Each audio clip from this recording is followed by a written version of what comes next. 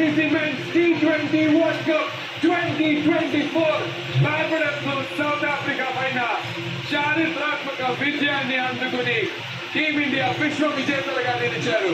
2007 తర్వాత 2011 అప్పటి నుంచి భారతీయులందరూ కూడా ఈ క్షణాల కోసం, ఈ ఆనందం కోసం ఎదురు చూస్తున్నారు.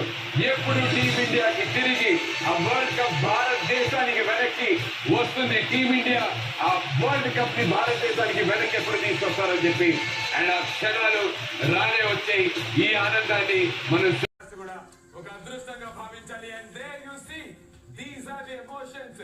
రాహుల్ ద్రావిడ్ ఎప్పుడు ఇలా చూస్తారని నందు ఒక మాట చెప్పనా, ఎక్కడ పోగొట్టుకున్నా అక్కడే ఎత్తుకోవాలంట. అది ఇది ఎలా కావాల్సింది. 2007లో వెస్టిండీస్ లో ఏం జరిగింది, మళ్ళీ తిరిగి ఇక్కడ 2024లో రాహుల్ ద్రావిడ్కి ఏం జరుగుతుంది చూడండి. ఇదే చెప్పాలి మన ప్రేక్షకులకి. 2007లో ఎప్పుడైతే రాహుల్ ద్రావిడ్ ఇదే వెస్ట్ ఇండియన్స్ గడ్డ పైన మరి మనం కనీసం లీగ్ స్టేజ్ కూడా క్వాలిఫై అవ్వనప్పుడు one day international world cup లో అండర్ హిస్ క్యాప్టెన్సీ అక్కడి నుంచి ఇన్ని విజేతలుగా ఈసారి టీమిండియా నిలిచారు.